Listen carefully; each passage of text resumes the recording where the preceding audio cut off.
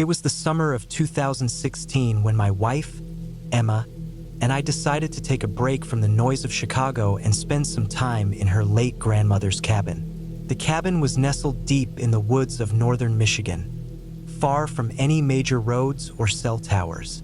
Emma's family hadn't been up there in years, but she had fond memories of the place from her childhood. She told me about the smell of the cedar walls, the sound of the lake just beyond the trees, and the quiet that was so complete it almost felt heavy. I wasn't much of an outdoorsman, but I was looking forward to some peace and quiet after months of working late nights at my job as a software engineer. The plan was simple: spend a week at the cabin, unwind, and enjoy the solitude.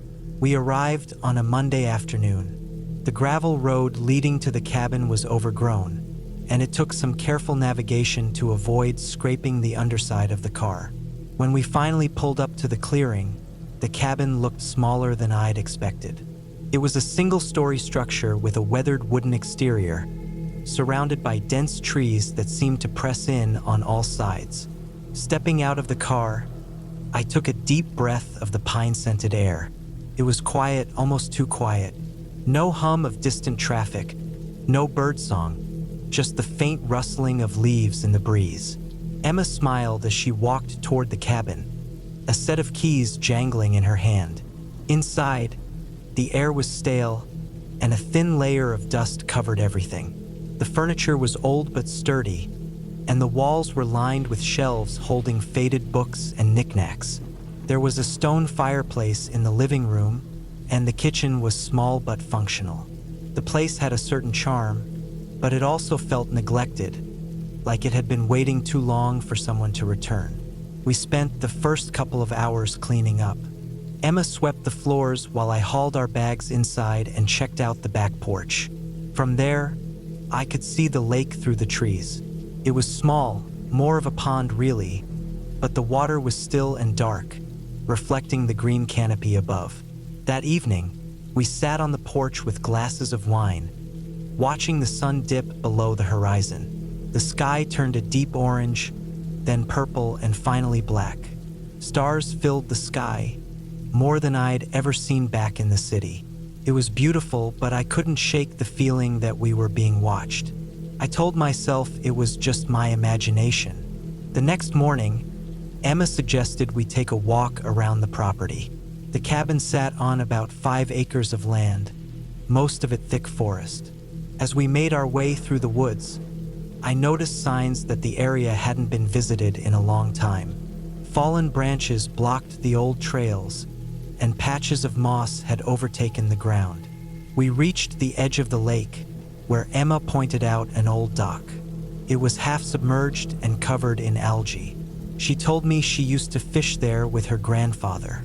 As we stood there, I noticed something odd on the far side of the lake, a patch of land where the trees were missing, leaving a clearing. It looked unnatural, almost as if the trees had been torn out by their roots.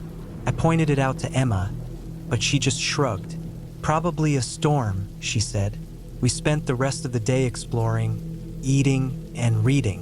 By the time night fell, I was feeling more relaxed. We lit a fire in the fireplace and played a card game, laughing and talking until the flames died down. But that night, I couldn't sleep. The cabin was so quiet it made every little sound stand out. The creak of the wooden floor, the distant croak of frogs by the lake, the occasional thud from somewhere outside. I told myself it was just the old structure settling, but I couldn't shake the feeling that something was off. The next morning, I decided to take a closer look at the clearing by the lake. Emma stayed behind to read, so I grabbed my hiking boots and headed out. The forest felt different this time. The trees seemed closer together, and the air was heavy, almost humid. When I reached the clearing, I stopped dead in my tracks. The ground was bare, covered in deep grooves and scorch marks. In the center of the clearing was a pile of something. I couldn't tell what at first. As I got closer, I realized it was a heap of bones. They weren't human, but they weren't small enough to be from deer or raccoons either. They were large and scattered, like something had been tearing animals apart and piling the remains here. I felt a chill run down my spine. I wanted to turn back, but I forced myself to take another look around. That's when I noticed the trees surrounding the clearing. Their bark was stripped, claw marks running vertically like something had climbed them. Something big. I didn't stay long. As I made my way back to the cabin, I couldn't shake the feeling that I was being followed. Every now and then, I'd hear a crack or a rustle behind me. But when I turned around, there was nothing there. When I got back to the cabin, I told Emma what I'd seen. She looked concerned but tried to brush it off, saying it was probably a bear. I didn't argue, but I knew it wasn't a bear. That night, the noises outside were louder.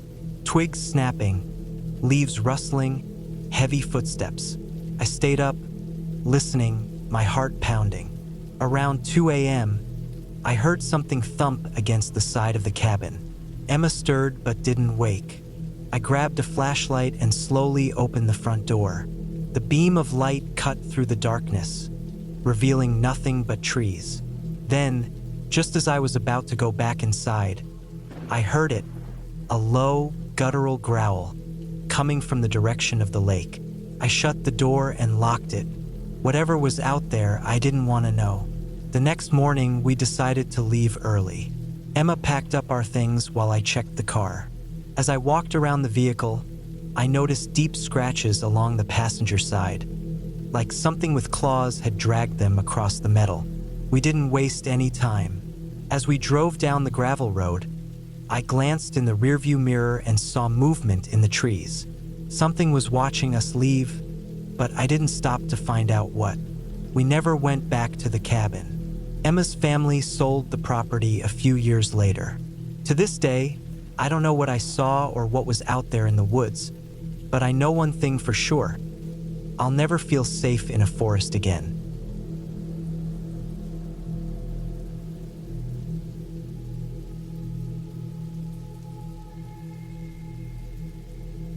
The year was 1998, and I had been working as a woodsman for nearly a decade.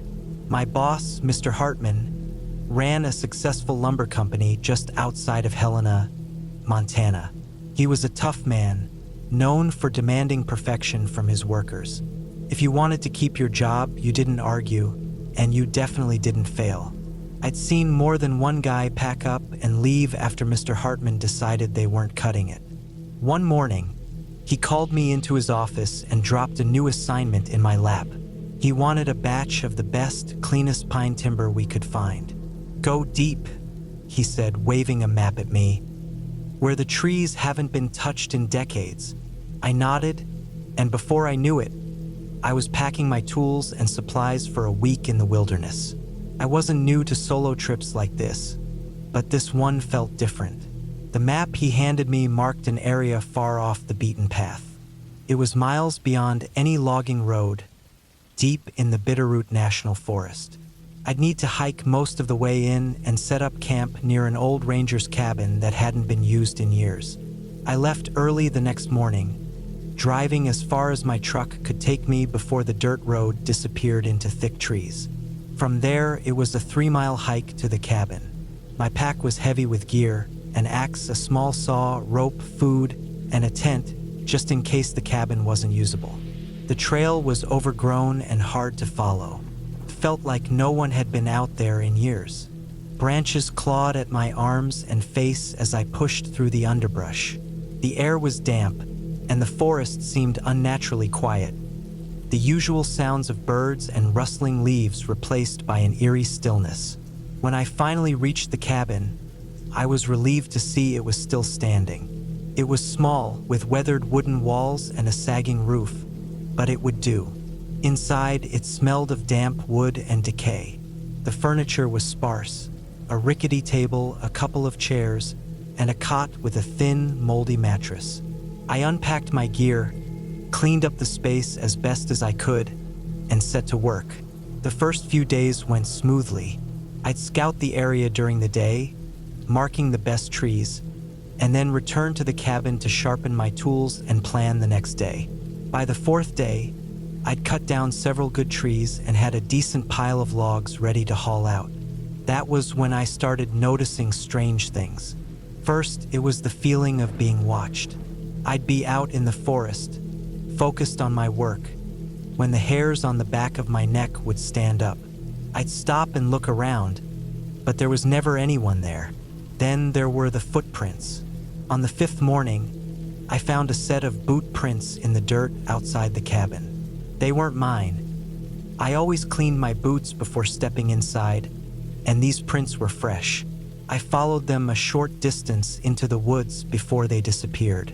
That night, I heard noises outside the cabin. It sounded like someone walking through the underbrush, heavy footsteps crunching on twigs and leaves. I grabbed my axe and stepped outside, shining my flashlight into the darkness, but saw nothing. By the sixth day, I was on edge.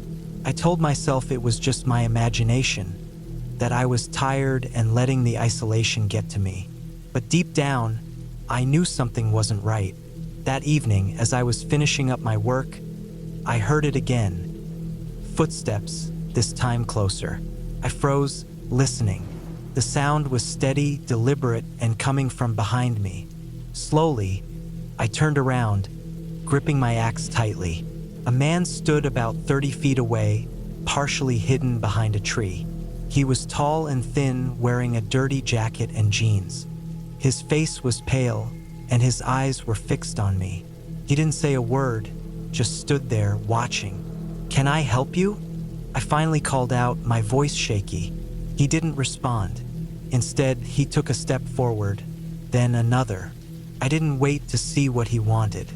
I grabbed my gear and started walking quickly back to the cabin, glancing over my shoulder every few seconds. He didn't follow, but I couldn't shake the feeling that he was close.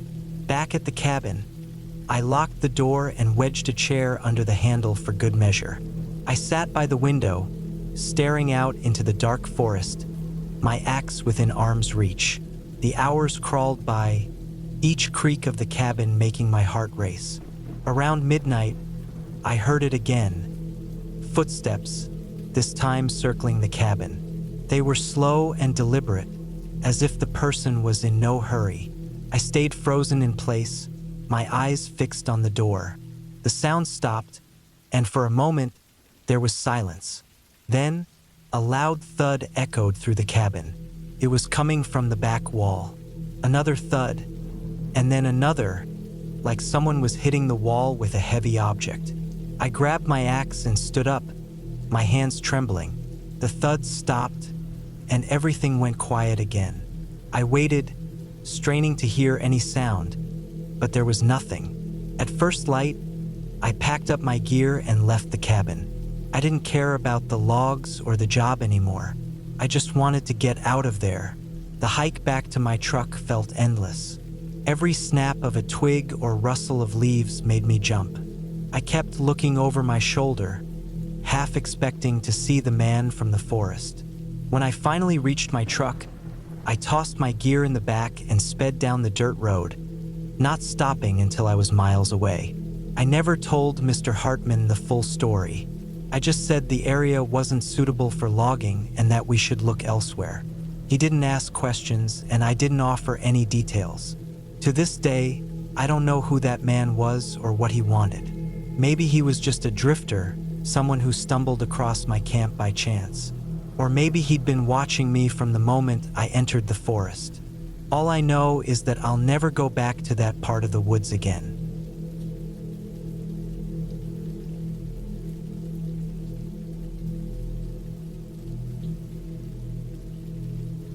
It was the middle of December, and my fiancée, Emma, and I had decided to take a break from the rush of our everyday lives. She was a police officer, and her schedule was grueling. The long shifts, sleepless nights, and constant pressure had worn her down. I worked from home as a graphic designer, and though my job wasn't as intense, the monotony of it had started to eat at me. So, when Emma suggested we escape to a secluded cabin in northern Maine for a long weekend, I agreed without hesitation. We rented a small cabin deep in the woods. It was advertised as off the grid, which meant no Wi-Fi, no cell service, and no distractions. It was just what we needed. The cabin sat by a frozen lake, surrounded by towering pine trees that seemed to stretch endlessly. The nearest neighbor was about 5 miles away, and the closest town was over an hour's drive. It sounded perfect. We arrived late on a Friday afternoon. The air was sharp and cold, and the sun was already dipping below the treetops, casting long shadows over the snow-covered ground. The cabin was cozy, a single-story structure with a wood-burning stove, a small kitchen, and a lofted sleeping area. There was a stack of firewood outside and a generator for electricity, though we planned to use it sparingly. We spent the first evening settling in. Emma built a fire while I unpacked our bags. We cooked dinner together, something simple, pasta and canned sauce. Afterward, we sat by the fire, sipping hot chocolate and talking about everything and nothing. For the first time in a while, I saw Emma truly relax.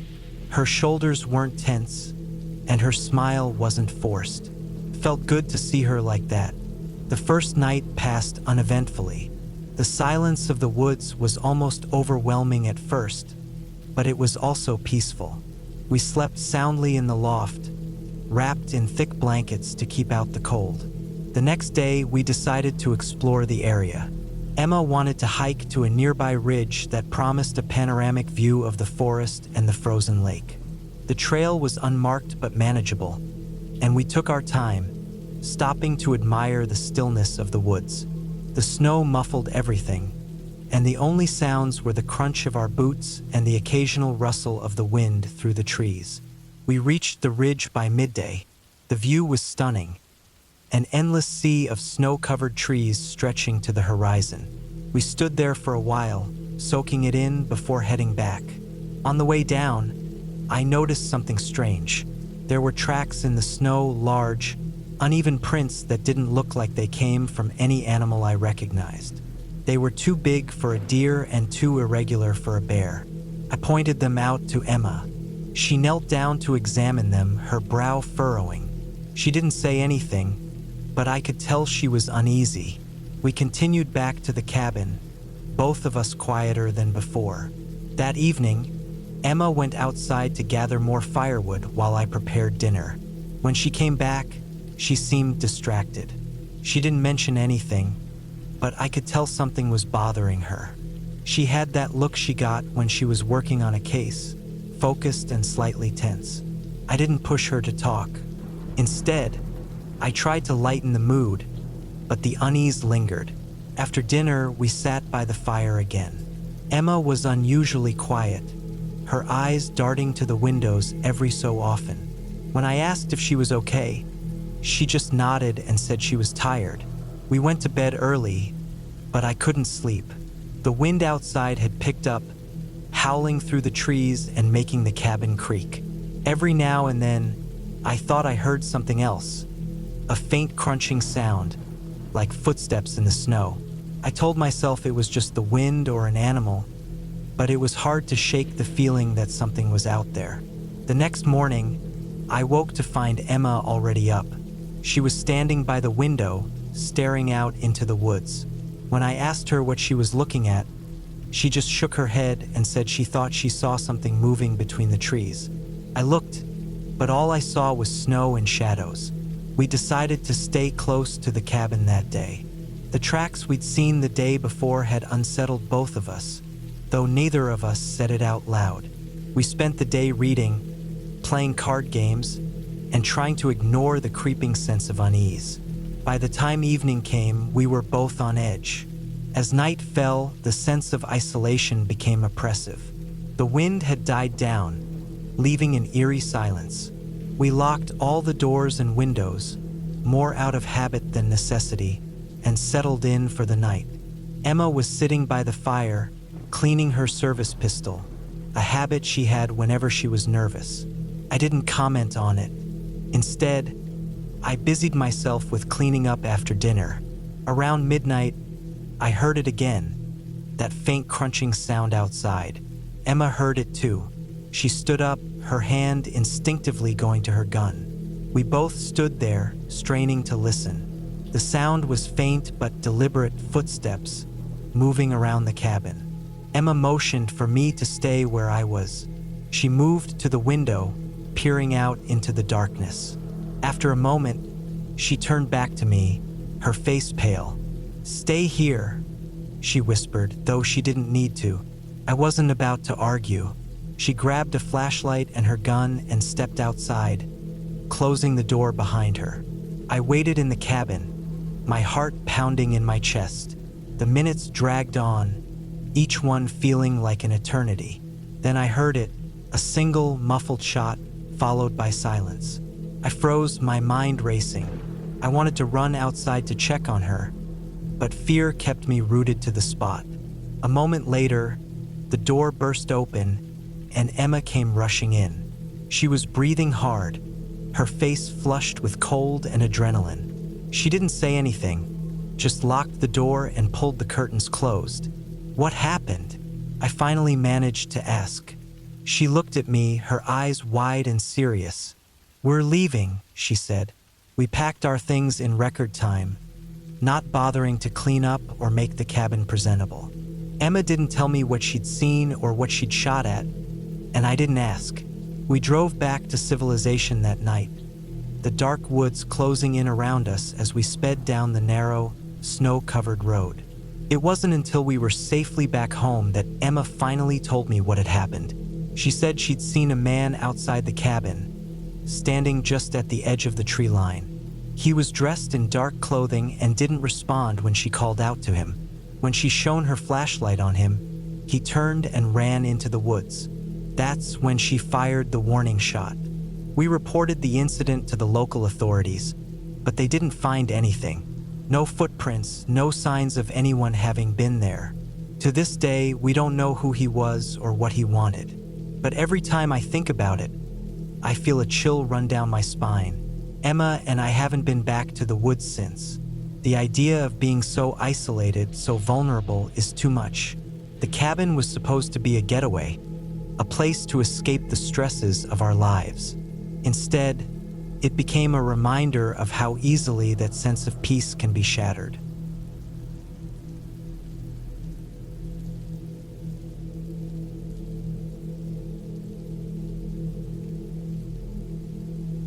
It was September, and the rain was coming down hard as I pulled my car up to the old cabin in the woods. I had rented it for a week, hoping to escape the stress of work and city life. The cabin was tucked deep in the forest, about a 20-minute drive off the nearest paved road. I wanted isolation, and I certainly got it. There was no cell service, no Wi-Fi, and nothing but the sound of the rain and the wind in the trees. The place was rustic, to put it kindly. The wood siding was weathered and gray, and the roof had patches where moss had taken hold. A single chimney poked up from the roof, and smoke from the wood stove inside curled lazily into the wet air. I unloaded my bags and quickly made my way inside, glad to get out of the rain. The cabin smelled of damp wood and old stone. The furniture was simple, a worn-out couch, a small kitchen table, and a few chairs that had seen better days. The power was unreliable in this area, so the owner had warned me to use the gas lanterns and wood stove if the electricity went out. Felt like stepping back in time. The only modern touch was the small generator out back, which could run a few essentials if needed. I unpacked my bags, setting my clothes in the old wooden dresser in the bedroom and stocking the kitchen with the canned goods and snacks I'd brought along. The rain didn't let up as night fell. I sat by the wood stove, listening to the crackling fire and the steady drum of raindrops on the roof. The wind picked up, and occasionally, I'd hear a branch snap somewhere outside. It was peaceful at first, the kind of solitude I had been craving.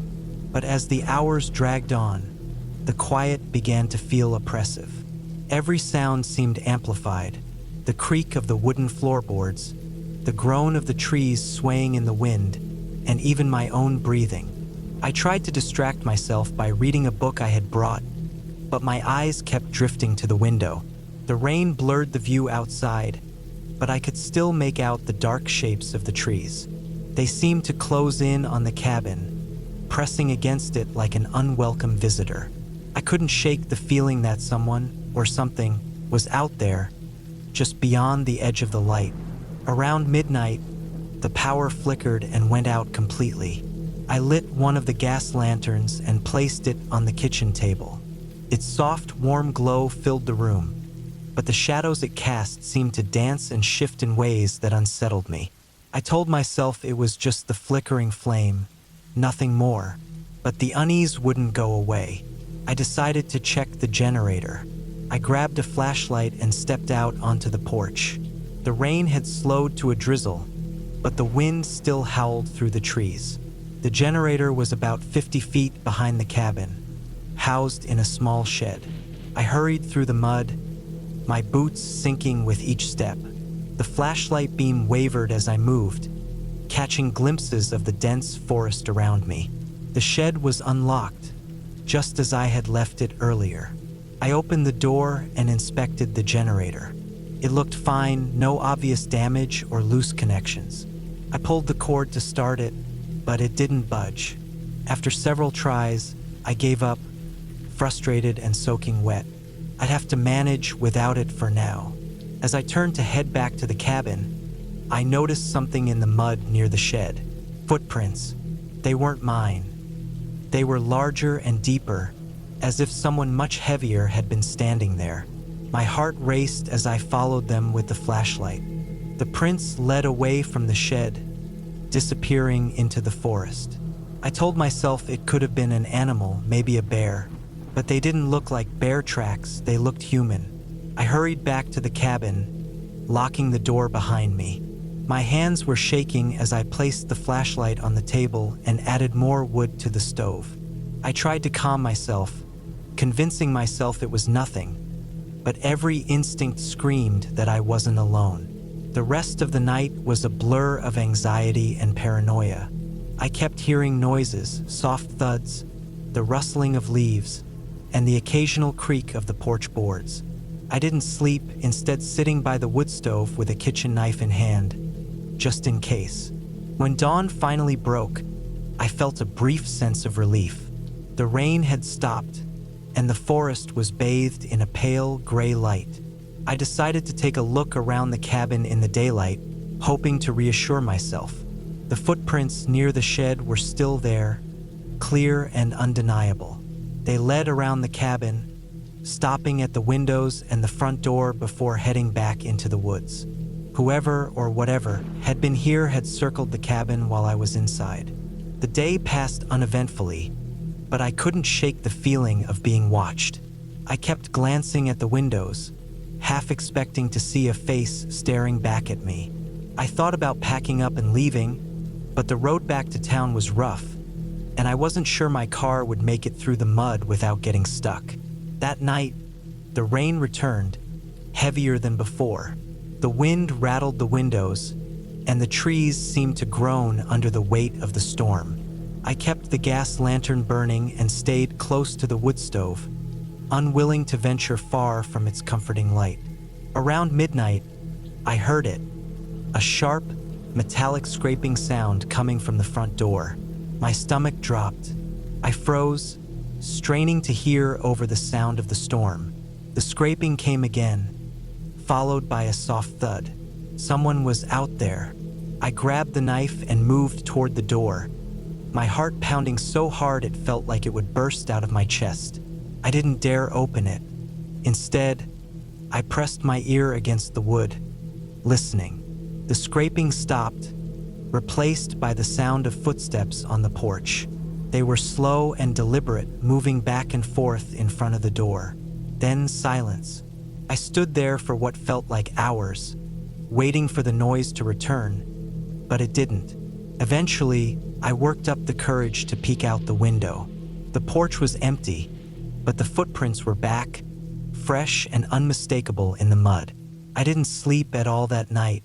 When morning came, I decided I couldn't stay another night.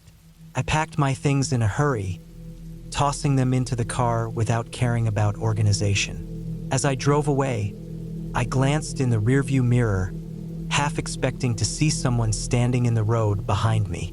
But there was nothing, just the empty, rain-soaked forest. When I got back to town, I stopped at a gas station to fill up and clean the mud off my boots.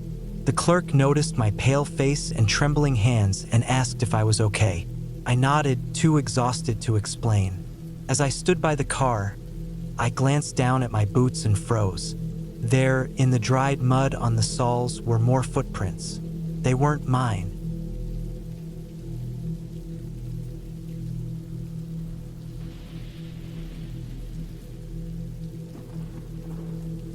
I've always been drawn to solitude. Maybe it's the way life gets so loud and crowded, or maybe it's just something about me that feels better when I'm alone. That's why, when I stumbled across an online listing for a cabin deep in the woods, near an old graveyard, I didn't hesitate. It wasn't meant to be permanent, just a week away from the chaos. I didn't tell anyone exactly where I was going. I just said I needed some time to recharge. The cabin was in a small town in Vermont, tucked far enough away that even cell service struggled to find its way through the trees. The listing mentioned the nearby cemetery almost like a selling point, calling it historical and peaceful. That didn't bother me. Graveyards never felt creepy to me, just quiet. I arrived on a chilly October afternoon. The leaves were a fiery mix of red and orange, but the sun was already low in the sky. The cabin looked older than the pictures showed. Weathered wood, a sagging roofline, and windows that seemed too small for the structure. Still, it had a certain charm. The air smelled crisp, like leaves and damp earth. Unpacking didn't take long. I'd brought only the basics: clothes, food, a flashlight, a book, and a few tools. There was no electricity, but the cabin had an old wood stove for heat and cooking. It was everything I wanted, no distractions, no noise, just the stillness of the woods. After settling in, I decided to explore the area. The cemetery was about a 5-minute walk from the cabin, just beyond a narrow dirt path.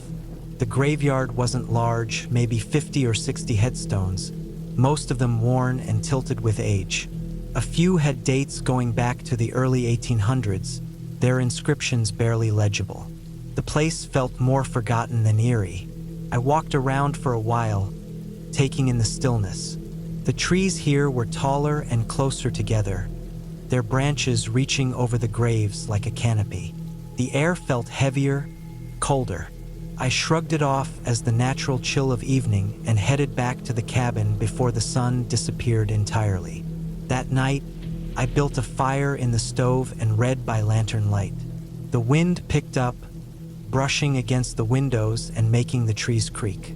It was the kind of sound that would normally put me at ease, but for some reason it felt different here. There was a weight to the silence between gusts, like the woods were listening. I went to bed early, the thick quilt doing little to block the cold that seemed to seep through the walls. Sleep came in fits, interrupted by small noises, a rustling outside, the creak of a floorboard. I told myself it was just the cabin settling or the wind playing tricks. The next morning, I woke to find the front door slightly ajar. I was sure I'd latched it the night before, but maybe I hadn't. The wind could have pushed it open. Still, it unsettled me. I spent the day chopping wood and exploring further into the woods, trying to shake the unease. By late afternoon, I found myself near the cemetery again. Something drew me there, though I couldn't say what. The air felt colder than it had the day before, and the shadows seemed to stretch longer. I noticed something I hadn't seen before: a small, broken-down shed at the edge of the graveyard. Curiosity got the better of me, and I approached it. The shed was barely standing, its roof caved in on one side and the door hanging by a single hinge. Inside, I found old gardening tools, rusted and useless. There was also a pile of rotting wood and what looked like an animal's nest. It didn't seem important, but I couldn't shake the feeling that I was being watched. That night, the unease grew. The noises outside felt deliberate, like footsteps circling the cabin. I stayed in bed, my flashlight clutched tightly in one hand, but I didn't sleep. At one point, I thought I heard a faint tapping on the window. When dawn finally broke, I stepped outside to look for signs of wildlife, maybe tracks or droppings, but I found nothing. The ground around the cabin was undisturbed, and the door was still latched. It didn't make sense. I decided to stay busy, cutting more firewood and trying to enjoy the isolation. But the feeling of being watched didn't leave me. Every time I glanced over my shoulder, I expected to see someone or something there. On the third night, I couldn't ignore it anymore. The footsteps were louder, more deliberate. They stopped and started, moving closer to the cabin before retreating.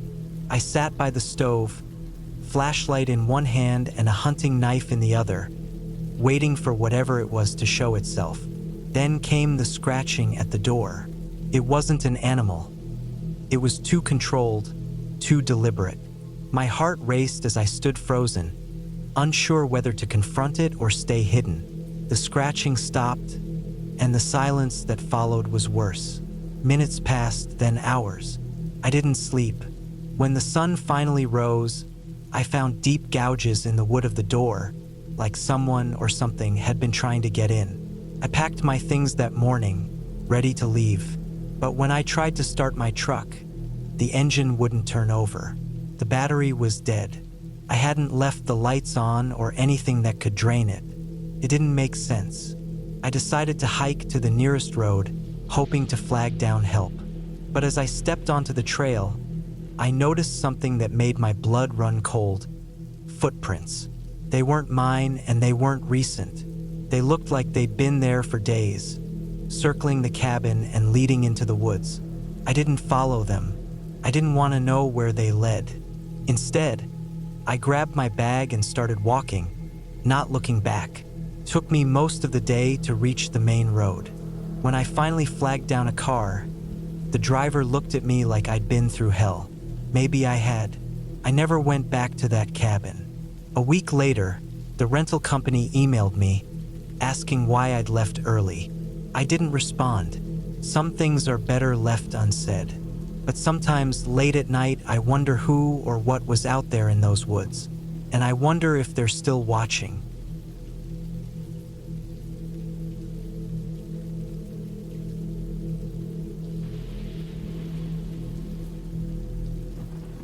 It was the summer of 2006 when I decided to take a break from the grind of city life and head out to a remote cabin in the forests of Montana.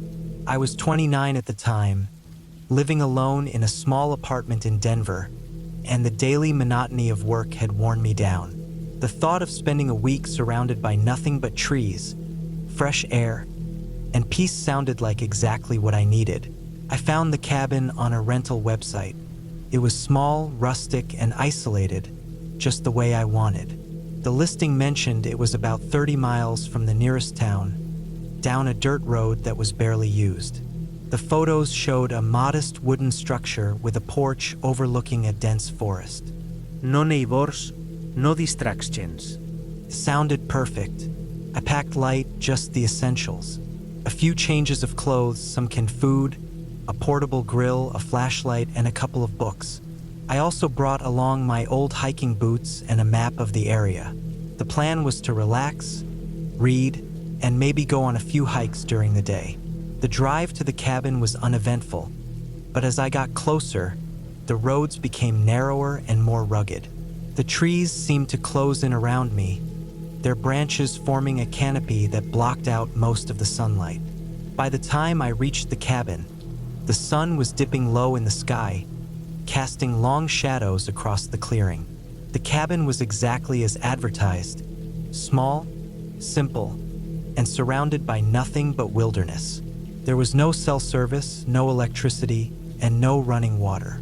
The only source of light after sunset would be the flashlight I brought and the small lantern that came with the cabin. I didn't mind. I was looking forward to the solitude. The first evening passed quietly. I cooked some canned soup on the grill and sat on the porch, listening to the sounds of the forest. Crickets chirped, and the occasional rustle of leaves hinted at small animals moving in the underbrush. It was peaceful, almost therapeutic. The next morning, I decided to explore the area. The map I brought showed several trails nearby, so I laced up my boots and set off. The forest was dense but beautiful, with towering pines and patches of wildflowers. I followed a trail that wound its way up a small hill, giving me a view of the surrounding area. It was breathtaking, and for the first time in months, I felt truly at ease. I spent the rest of the day hiking and returned to the cabin in the late afternoon. That's when I noticed something odd. The porch light, the small solar-powered lantern I'd left out, was turned off. I was sure I'd left it on when I left. It wasn't a big deal, but it unsettled me a little. I brushed it off, convincing myself I must have forgotten to turn it on after all. The second night was when things started to feel off. I was lying in bed, the only sound the faint hum of insects outside, when I heard it. A soft crunching noise, like footsteps on gravel. My cabin didn't have a gravel path, but the dirt road leading up to it was coarse enough to make that sound. I froze, listening intently. The footsteps were faint, slow, and deliberate. They didn't sound like an animal's. I told myself it was probably a deer or some other creature, but my heart was racing. I grabbed the flashlight and shone it out the window. The beam of light cut through the darkness, illuminating the porch and the clearing beyond. There was nothing there. I didn't sleep much that night. The next day, I decided to check around the cabin for any signs of visitors. I found nothing. No footprints, no broken branches, nothing to suggest someone had been there. I told myself I was overreacting, that I was just spooking myself, but the uneasy feeling didn't go away. That afternoon, I went for another hike, sticking to a shorter trail this time. As I walked, I couldn't shake the feeling that I was being watched. The forest seemed quieter than before, the usual sounds of birds and insects muted. Every so often, I thought I heard faint rustling behind me, but whenever I turned around, there was nothing there. When I got back to the cabin, I locked the door, something I hadn't bothered to do the previous nights. I cooked dinner and tried to read, but I couldn't focus. My eyes kept darting to the windows, half expecting to see someone staring back at me. That night, the footsteps returned. This time, they were louder and closer, circling the cabin. I stayed in bed, clutching the flashlight and a heavy wrench I'd found in the cabin's toolbox.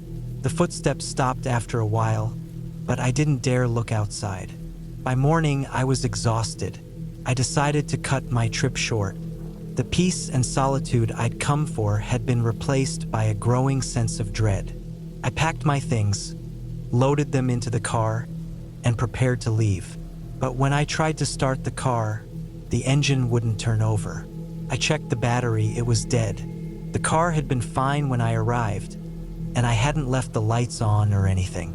I tried not to panic, telling myself I could walk to the nearest town.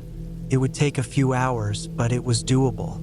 I started down the dirt road, carrying a backpack with water and some snacks.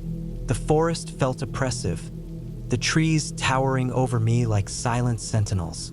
About an hour into the walk, I noticed something that stopped me in my tracks. Footprints. They were on the dirt road, heading in the same direction as me. The strange thing was they were fresh. I hadn't seen anyone else in the area, and there was no way someone could have gotten ahead of me without me noticing. I turned around and headed back to the cabin. It felt safer than continuing down the road, especially if someone was out there. When I got back, I barricaded the door with a chair and sat by the window, watching the forest.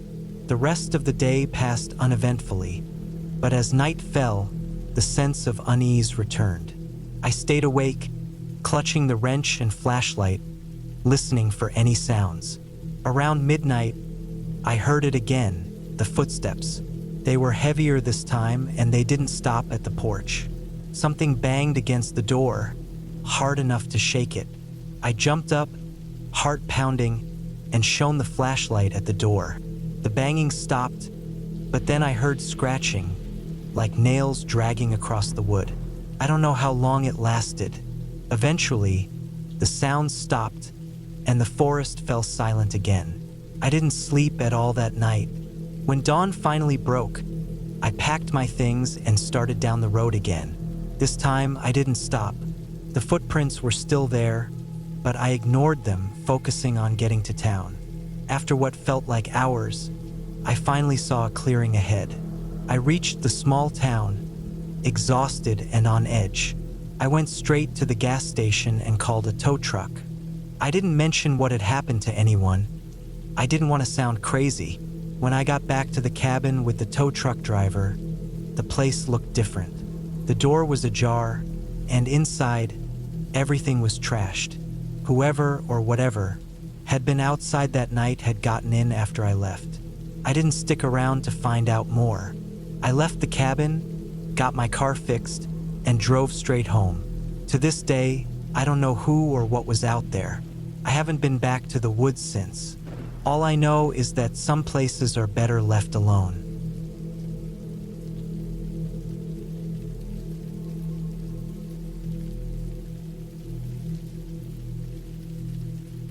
It was the summer of 1996 when I found the cabin. I was 34, living in Oregon, and going through a rough patch in my life. Work was exhausting, my relationships felt strained, and I needed a break from everything. That's how I ended up renting a cabin deep in the woods near Mount Hood. It was advertised as rustic, a place to disconnect, and that's exactly what I wanted. No TV, no cell service, just me, a few books, and the quiet. The drive to the cabin was peaceful at first. Towering pines lined the narrow, winding road, and the sun flickered through the branches.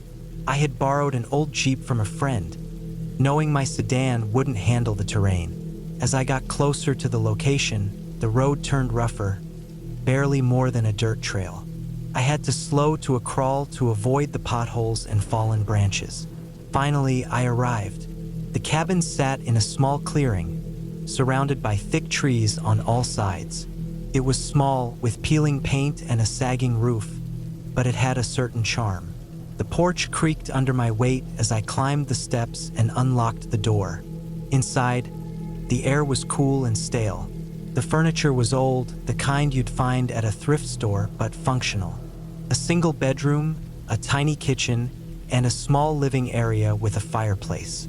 There was no electricity, just an old kerosene lamp and a wood stove. It was exactly what I'd hoped for. The first day passed uneventfully. I unpacked my supplies, explored the area around the cabin, and settled in with a book as the sun set. The forest was alive with sounds: crickets, owls, the rustling of leaves in the breeze. Felt peaceful, almost meditative. The second day, I decided to venture deeper into the woods. I brought a backpack with water, snacks, and a map I'd picked up from the rental office. The trails weren't well marked, but I figured I'd stay close enough to the cabin to find my way back easily. The forest was dense, the kind of place where sunlight struggled to reach the ground. I spotted deer tracks, heard the distant rush of a stream, and even found an old, rusted trap half buried in the dirt. But something felt off as I wandered further. I couldn't put my finger on it at first. Maybe it was the silence, the usual forest sounds. Birds, insects, the wind seemed muted, almost non-existent. And then there was the smell, a faint, sickly sweet odor that came and went with the breeze. It wasn't strong enough to worry me, but it lingered in the back of my mind. I decided to head back to the cabin earlier than planned. On the way, I noticed something odd. A tree with deep scratches gouged into the bark. They were too high to be from an animal like a bear, and the pattern didn't look natural. I told myself it was probably from a storm or an old logging accident and moved on. That night, I had trouble sleeping. The forest seemed louder than before, the creaks and groans of the cabin more pronounced. I chalked it up to being alone in an unfamiliar place and eventually drifted off. On the third day, I decided to stay closer to the cabin. I spent the morning chopping wood for the stove and clearing some of the overgrown brush around the property. Around midday, I noticed something strange. Several of the trees near the cabin had those same deep scratches I'd seen the day before. I hadn't noticed them earlier, and I couldn't figure out how I'd missed them. As the day wore on, the sense of unease grew. I tried to shake it off, but the feeling stuck with me. I kept glancing over my shoulder, half expecting to see someone or something watching me. By late afternoon, I decided to head inside and lock up early. That evening, I built a fire in the stove and sat down with my book, trying to ignore the creeping sense of dread. But then I heard it, a faint noise outside, like something brushing against the cabin. At first, I thought it was the wind, but the sound didn't match. It was deliberate, almost like footsteps. I froze, listening. The sound came again, this time closer to the front of the cabin. My heart pounded as I grabbed the flashlight from the kitchen and moved to the window. I shone the light outside, but the beam only illuminated the clearing and the edge of the woods. Nothing moved. The sound stopped. I told myself it was an animal, maybe a raccoon or a deer, and went back to the stove. But I couldn't shake the feeling that I wasn't alone. I double-checked the locks on the door and windows before finally going to bed. The next morning, I found something that made my stomach drop. Just outside the front door, the dirt was disturbed, as if someone or something had been pacing back and forth. The tracks weren't clear enough to identify, but they didn't look like animal prints. They were too big, too spaced out. I decided I'd had enough. I packed up my things, ready to leave a day early. But when I went to start the Jeep, it wouldn't turn over. The engine cranked but wouldn't catch. I checked the fuel gauge, it was full. I popped the hood, but nothing seemed out of place. I wasn't a mechanic, but I couldn't see any obvious issues. Frustrated, I decided to hike back to the main road and flag someone down for help. I grabbed my backpack, filled it with water and supplies, and locked up the cabin. As I started down the trail, I couldn't shake the feeling that I was being watched. The forest seemed quieter than before, the air heavier. About an hour into the hike, I noticed something that made my blood run cold. Off to the side of the trail, partially hidden by the undergrowth, was a pile of bones. They were old, bleached white by the sun, but there were still scraps of cloth tangled among them. A shiver ran down my spine as I realized they were human. Panic set in. I wanted to run, but I forced myself to stay calm and keep moving. I quickened my pace, constantly looking over my shoulder. Every rustle, every snap of a twig made my heart race. When I finally reached the main road, I flagged down a passing truck and told the driver my Jeep had broken down. I didn't mention the bones or the strange sounds. I just wanted to get out of there. He gave me a ride to a nearby gas station, where I called the rental office. They sent someone to tow the Jeep, but when we got back to the cabin, the vehicle started without a problem. The mechanic couldn't find anything wrong. I didn't bother explaining. I just wanted to leave. I never went back to that cabin. Sometimes, late at night, I think about those scratches on the trees and the bones in the woods. I wonder if anyone else has rented that place and if they've noticed the same things I did. I'll never know for sure, but one thing is certain. I'll never go back to those woods again.